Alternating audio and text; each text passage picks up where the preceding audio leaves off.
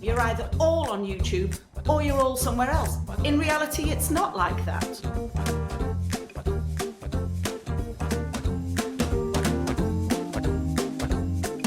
I hit record and play far too quickly then.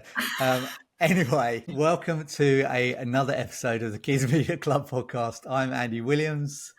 Hello, I'm Jo Redfern, and yes, Andy pressed record just as I was reeling off things we might talk about, but we'll get to those anyway. But Emily, your background is different. That means you're on the move. Where are you and why? Explain yourself. I am in London, and to be fair to Andy, he recorded too quickly because we were like, Andy, roll the tape, stop asking questions. This isn't good stuff for the podcast. We're just having a chin wag. Yes, I'm in London for numerous objectives, one of which was to see Evita at the Palladium last night, which stars Rachel Zegler as in the title role. It was literally burning up my TikTok to the extent that I couldn't not come and see it because I am a musical stan. Same. And it was interesting because we were talking about this before we heckled Andy to record. And because we've talked about Rachel on the podcast before. Rachel Zegler was played the lead role of Snow White, and there was kind of controversy and backlash at that stage around her political opinions. But anyway, she's moved on to do Evita in the West End, which I think is a very knowing role for this like trajectory of her career, because Evita is obviously a controversial public figure as well, and the staging and direction of the thing by Jamie Lloyd is just unreal. So the TikTok clips that were I feel like TikTok is like the videofication of earworming, right? They eyeball wormed me. Coming out onto the balcony in London at London's Palladium and singing "Don't Cry for Me, Argentina" to the crowd on the street just looked so phenomenal, and like such a commentary as well on Evita and Evita's Eva Perón's role as an advocate of the people. The fact that the paying customers in the theatre don't get to see the most famous song from that show is such a statement. So I paid to not see it. It was totally moving. And it's kind of amazing how just seeing the crowds gather around the balcony in anticipation for that event. I think it started they had about 400 people to start with, and now it must be over 1,000 people, maybe 1,500 people that crowd the theatre. And I saw it as well, and there was a audible gasp in the audience when the camera panned across the crowd that were outside. Yeah, I'm going to see if I can go and stand outside next time in London if there's a performance. Yeah, it's on my list. I need to now go back and do that, which I hadn't factored into my timing over here. But just such an amazing moment for her as a star. I think like we were talking about this on the WhatsApp, but like I was like, I wonder how global those viral moments have gone. They definitely went as far as Ireland. I can confirm that.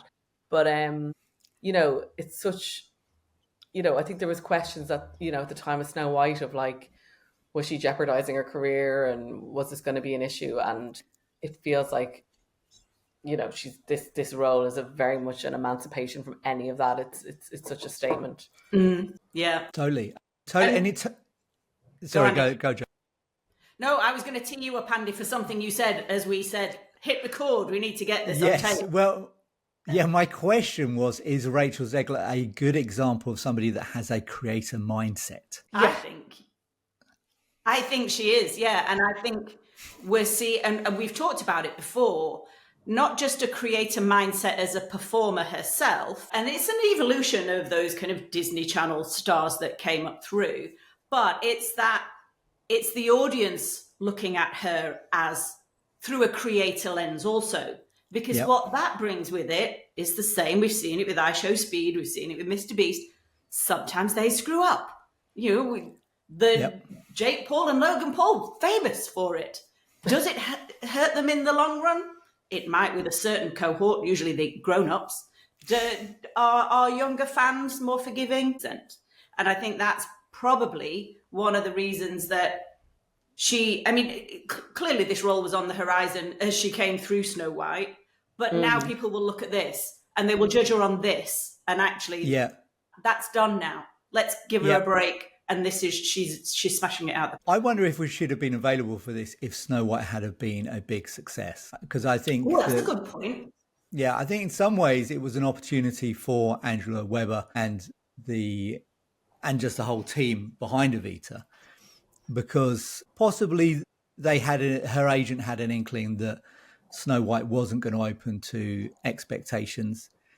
And I think that opened up a window for her to be available for this, potentially. There is something I need to underscore in all of this, which I haven't mentioned yet, is how talented she is. Like, it was just obscene. It was obscene. Like, her vocal talent, her stage presence, her physicality, like the way she was able to flip, because I obviously have this very viral moment where in the theater it flips to basically like a cameraman recording her. It's kind of like it's intentional. It's meant to be part of the show that like it's as if she's going out on the balcony in Casa Rosada. But her talent is just flooring. I was floored by it. And I'm familiar, know the song and know Snow White and know what she's done in West Side Story and stuff like that. But like, to see it live was just so obscene, so amazing. And I think that's a really important thing. Obviously that's the most important thing. And it's kind of that kind of point of like talent winning out and everything like that. I think absolutely. And that transition isn't always easy between the big screen to the stage, because it takes stamina to do a West End show. And she's on that stage for like 90% of the time. There's a few times I noticed she needs to take water breaks on the stage because she's on the stage so much. She doesn't have time to go back and like have a sip of water. And they've kind of built in her having water breaks into the staging of the show. But at 24, I mean, that's unusual, isn't it? Because you've got established Hollywood stars that do come over and or they do a stint off Broadway, or they do a stint in the West End. But normally they're much older and much further along in their career. This, again, was, I mean, obviously she is talented. They wouldn't have put her into it if they didn't think that she could cope with it. But again, it's quite audacious. I love the audacity of it all. I just think she's there, she's doing it, she's like smashing it out the park. And all those haters that had an opinion about Snow White, be damned. It's cool. Absolutely. This to me and I think this is really the birth of like the next gen Hollywood A-lister, right? Like this is how that is now formed. Like we've been through that period of like Tom Cruise, Brad Pitt, Angelina Jolie, like that type of stardom isn't possible anymore because people need to be available directly to their audience. And what Rachel Zegler is doing, to me, feels like the next gen iteration of that. And yes, you're not going to agree with everything she says, but like her talent is here to stay. Her talent is uncancelable, I would say. And, and it's also a journey in its development. It's not like the internet seems to demand these moments of it's yes or it's no and instant, death by whatever. Yeah, it's a zero-sum game. Yeah, and it's and like life doesn't work like that. People continue to exist and have bodies of work long after, people disagree with them and all that kind of stuff. So, really great to see.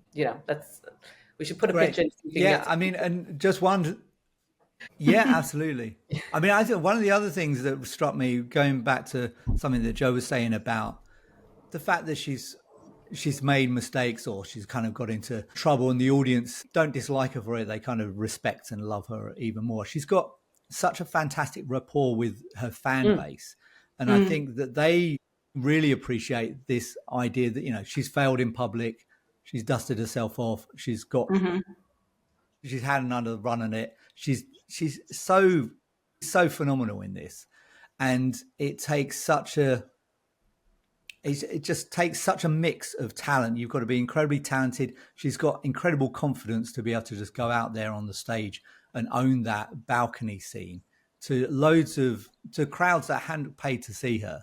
And I think she's amazing. And I think it's such a smart move for her, because I think it's just going to help remind people of just her talent. Yeah. And I think people have already forgotten Snow White. Yeah, I agree. I think that will disappear from memory quite quickly.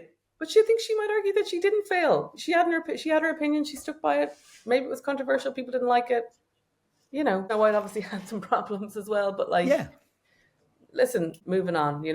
Who was ever going to turn down casting of Disney's Snow White live action remake? So absolutely.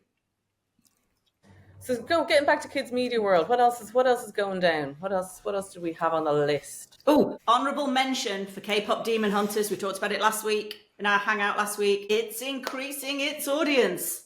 The line is going up and to the right. Emily, this must be thrilling for you as someone who loves lines that go up and to the right. It is. I saw the weirdest qualified post from Netflix about this, where it was like K-pop, because it was on one of their like direct-to-consumer socials, and it was like, it's seen the biggest audience growth in its 5th week, and it was like, just say it's the biggest animated film, you guys. Like, it was so weirdly qualified. It was kind of amusing. But yeah, no, K-pop Demon Hunters continue, like, as far as we're concerned, is smashed it out and is the biggest animated film that Netflix has ever seen. Netflix original. I'm very excited to see how it's sustained. And I wouldn't be surprised if it grows in week 6. Yeah.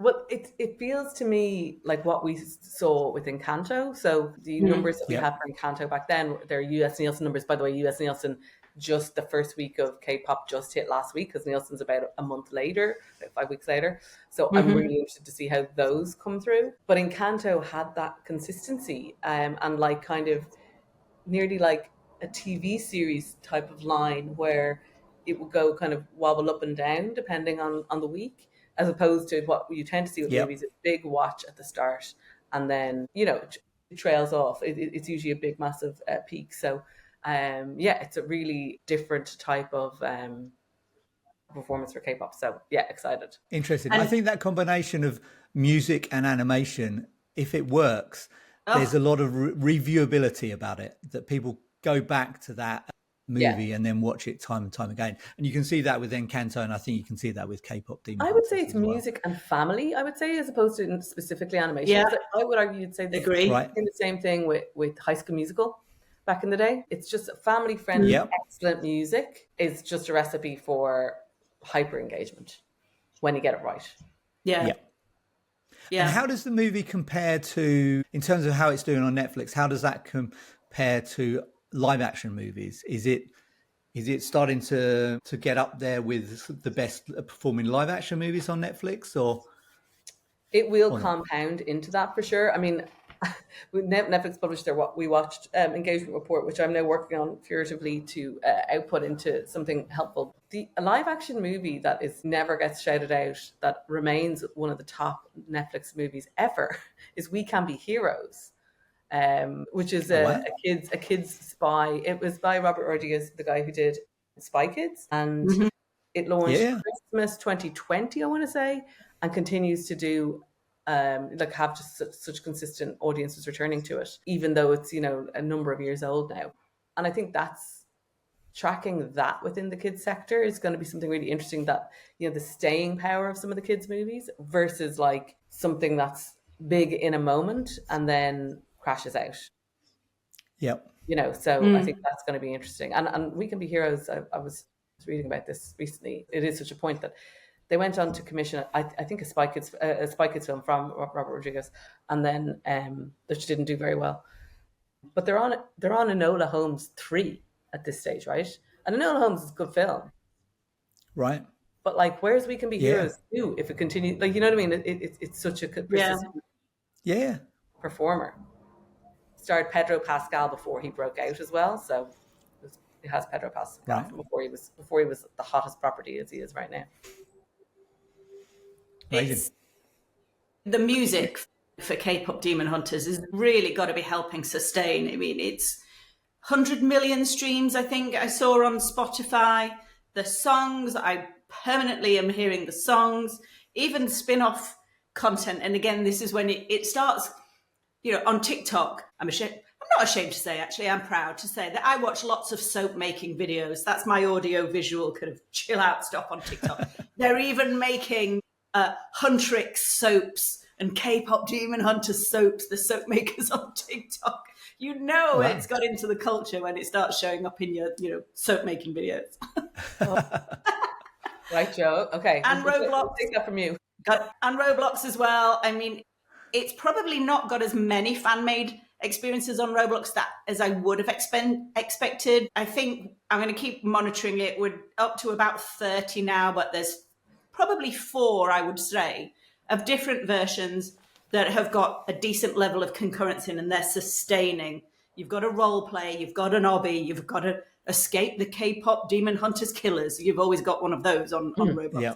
But they've got a steady number of decent concurrents, up into the thousands for the role play experience. It's not the official Netflix one, but that's pushing, I think it was about 12 or 13 million visits so far. So it does track, and it'd be interesting to look at all of these pieces together at some point and combine it all to figure out if there's some kind of magic combination there. Yeah, definitely. Anyway, let's talk. Well, we can keep the anime thing, because we were talking before you came on, Emily, about Shaun the Sheep and Pokemon. A stroke of genius? A collab.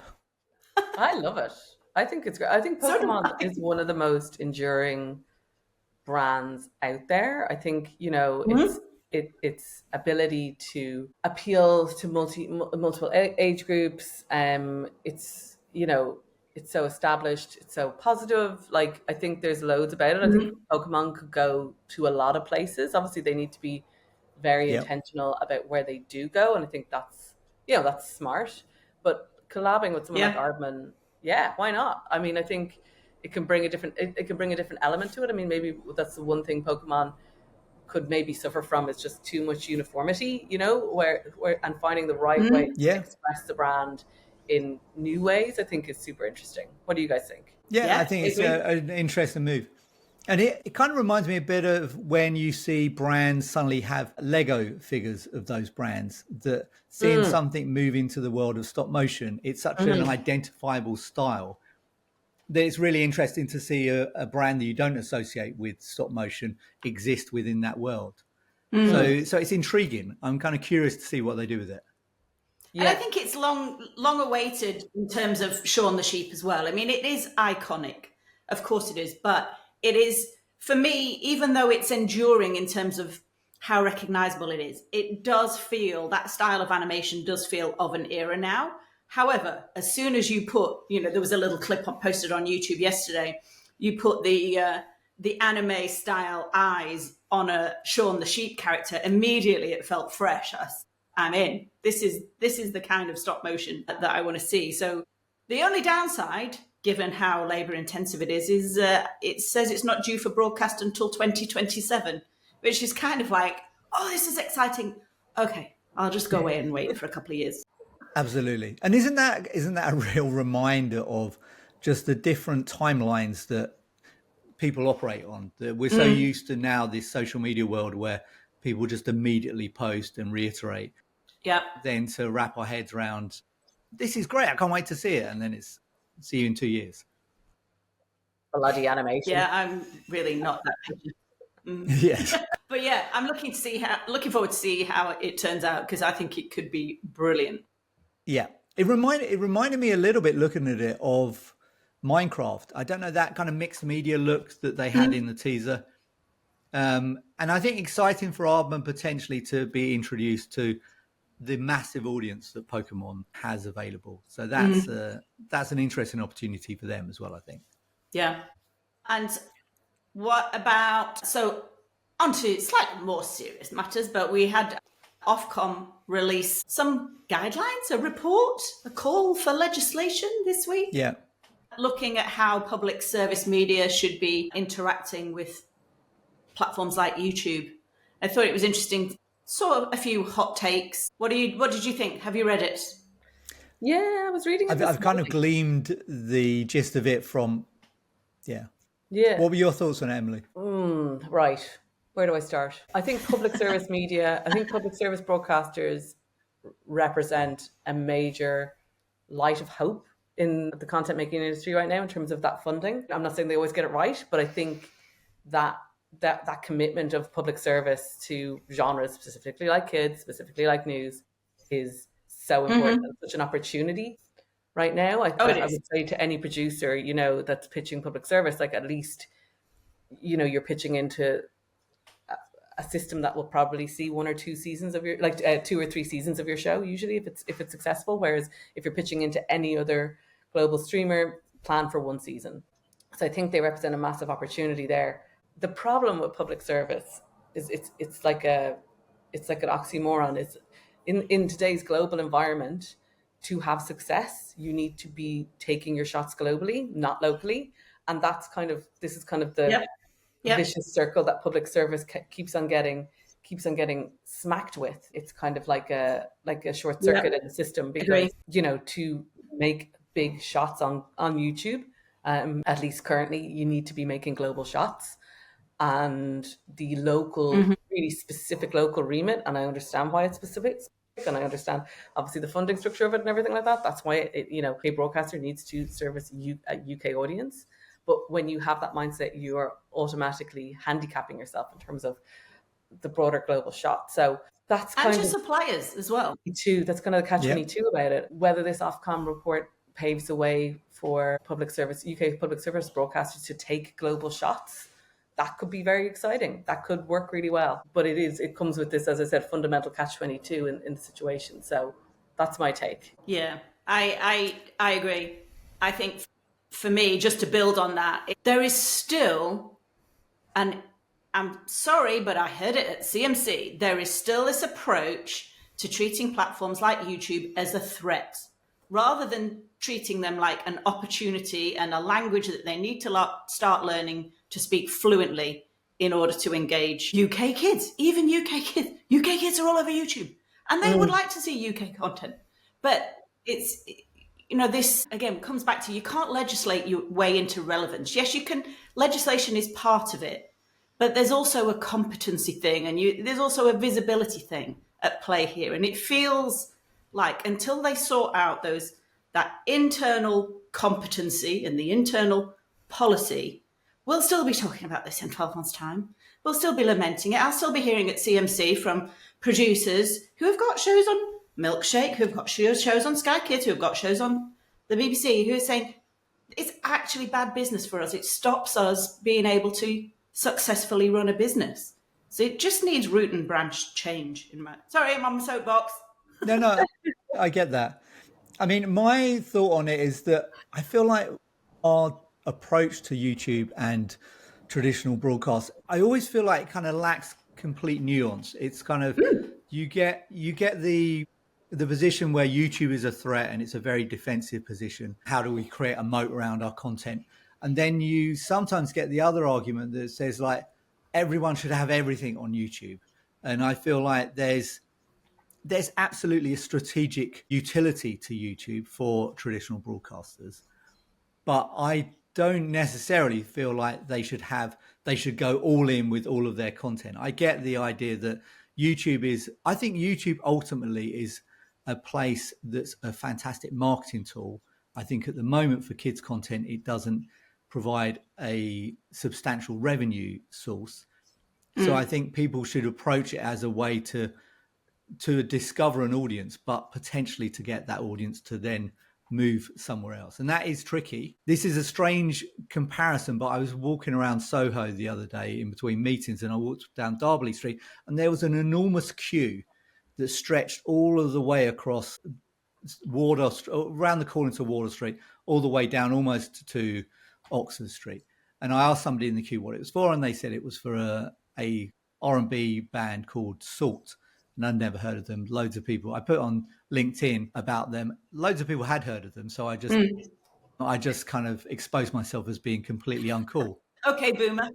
Yeah, exactly. But what I thought was interesting on it is they dropped the location on social media the night before, and then suddenly loads of people were there. So that was using social media as a marketing tool. That's where you reach the most amount of people. And then you try and get the people to a really tiny gig in Soho, but that's where their value is. It's it's that contrast between the reaching out to get your audience to go somewhere else, to a location where you own that location. And I feel like the same principle sort of holds for a lot of TV content. Is there's not enough value in the audience on YouTube, and you kind of need to get them to come to you. So it's how to use YouTube strategically to achieve that. What you've just articulated is transmedia strategy there, Andy. Absolutely. Again, it's not anything new that we haven't spoken about. That's the two takeaways from that are transmedia. Well, I wear my uncoolness as a badge of honor. I'm hoping that it's so uncool that it's going to sort of to merge into being cool. Just it's going to go all around the loop, so that I'll be that uncool that it will be cool by some weird alchemy. No, but to your point, you're right. It's, again, we fall into this zero-sum game. You're either all on YouTube or you're all somewhere else. In reality, it's not like that. It is a platform that can be used as an entry point into an ecosystem for your IP, your content, your whatever. But then the idea is you don't just keep them there, because, again, if you are an IP owner, you're then a slave to the algorithm. So actually, you then start building your footprint across a number of platforms to hedge against that future algorithm change that might screw your content's performance on YouTube. Again, look at the Sidemen. The Sidemen, their business is built on YouTube, but they've also got Sides, a fast food retail chain. They've got a brand of vodka. They run the charity match. They've got a show on Netflix. I mean, this is Side Plus that's as well. what creators are doing. Platform, don't they? They have Side Plus. Yeah. Probably. But again, Dude Perfect, same thing. Dude Perfect, all over YouTube. They've got their own streaming platform. They've just built a huge new facility where they're making tons of content now. So this is where I think we've got to really stop treating YouTube like this threat. Start thinking it's got to come in. It's part of the ecosystem now. Get over it. But I also absolutely, and think about it intelligently. Yeah, but it's also it's like you can't legislate yourself into relevance, and legislation that is a bull in a china shop and can have unintended consequences. I mean, that's essentially what happened with the FTC ruling on YouTube in 2019. Is that yes, it was completely inappropriate for them to be tracking kids' data. That's no question. But ultimately, what that's done is rotted the floor under which kids' YouTube businesses are based, and now nobody can make money on YouTube or elsewhere. Yeah. So that approach needs, like you say, Andy, nuance, competence, and understanding of where it's gonna put that ecosystem, so that it's not just bull in a china shop legislation that has the opposite intention of has the opposite impact of what's intended. Yeah, absolutely.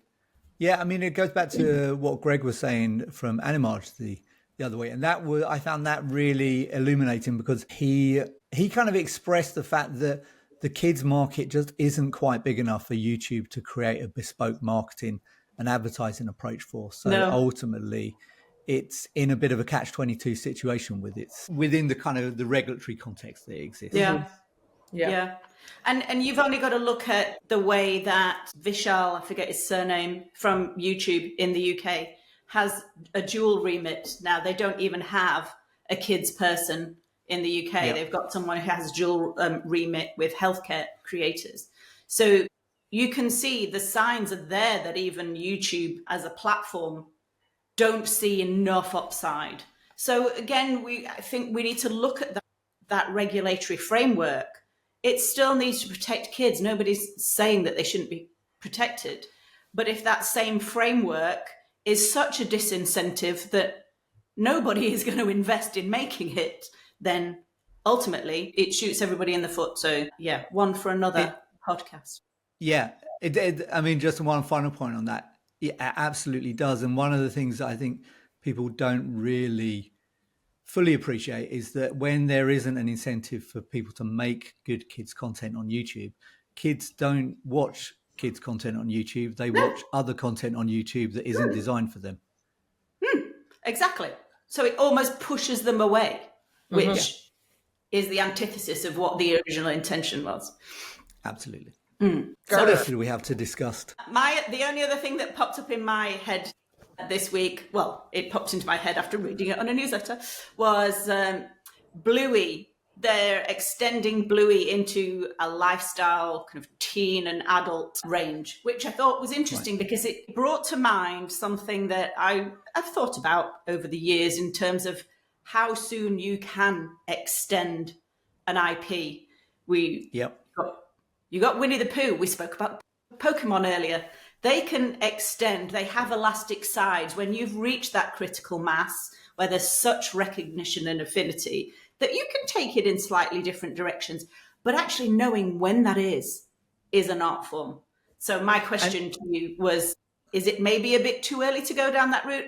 Doesn't it really matter? It's that. Yeah, I mean, I hadn't thought about it like that, actually. Emily, you go. You hang yourself. No, it's that moment between following your intuition and what you're seeing the audience do and making it a strategy. Right. And that's kind of, there's like a flip moment there between like dabbling, watching something grow, nurturing it, exploring it, expanding it, and saying, right now, this is a strategy. And when it falls into the latter category, you just need to be very careful, because strategizing around authentic brand elasticity can be kind of tricky, because the moment that you're kind of being overly intentional or overly strategic about something that's, you know, just something that's growing, you can wreck it. Yeah, that's where my head went. I mean, I'm not saying that it's going to wreck it. I don't think it will. But as somebody who thinks in those brand strategy terms, much like you two do, with slightly different viewpoints, but it's like, at what point does it feel forced versus something that's just happening organically? Like you said, Emily, it's the difference between letting something just bubble away and turning up the heat under it. Yes. And trying to force it. And, you know, I don't know. Yeah. I mean, I think it's also, are you responding to your audience, or are you trying to nudge your audience in a direction? One's kind of bottom up and one's top down in terms of its approach. So I think when you talked about Pokemon before, that example, I think, is that you have young fans that then grow up and still like Pokemon. So the brand kind of expands with the audience as the audience grows. Whereas I wonder with Bluey, clearly there's a lot of adults that like Bluey, but some of that comes from seeing their children enjoy that and enjoy that with them. It's slightly different from the fan base of something like Pokemon, where that fan base has grown up but still are attached to that brand. So it may be, like you said, it may be a bit early to make that assessment on Bluey. The other thing I'll say is the categories they were going for sounded really smart. So like, I think we're going for like knitting. Do you know what I mean? Like, so like actually trying to tap into, like, it wasn't like, we're going to make a grown up, we're going to do like a Bluey t-shirt line with like, I don't know, who's cool these days, Primark or whatever. It was much more like, here are some little, categories that like adults enjoy and are kind of niche, that feels right. Like that exploration feels right. So absolutely. Yeah, and smart in the sense that, you know, I sound so old with my TikTok For You page, but the little crochet videos of knitting little kawaii characters, again, in between my soap making videos, it's all about crochet. Actually, but I can totally see Bluey themed little crochet packs. And again, they get posted all over TikTok. So there's your marketing. Totally. And that is one of those brand extensions that is a bit more grown up, but I feel like it won't alienate any of the young fans either. So yeah, that probably is a smart way of doing it. It reminds me a bit of the way Lego ended up aging up and having kind of Lego for grown-ups, but you could still recognize it as the same brand. Well, we shall follow it, no doubt. Next time I'll probably purchase it because it'll be on my TikTok shop. Next time I see you, I want to go over your FYP. Yes. I want to see what's on your FYP. It sounds chaotic. Bluey crochet and the video. The Bluey soap Bluey making soap as well. Yeah. All right, guys. Well, listen, good to chat to you. And I'll be back at home base next week. You'll have Hans Gruber back in your life. Fantastic. Safe travels, Emily. Good to see you, Andy. Great seeing you guys. Yeah, thanks very much for listening. And like and subscribe wherever you listen to our podcasts or watch them on YouTube. And we will see you next week.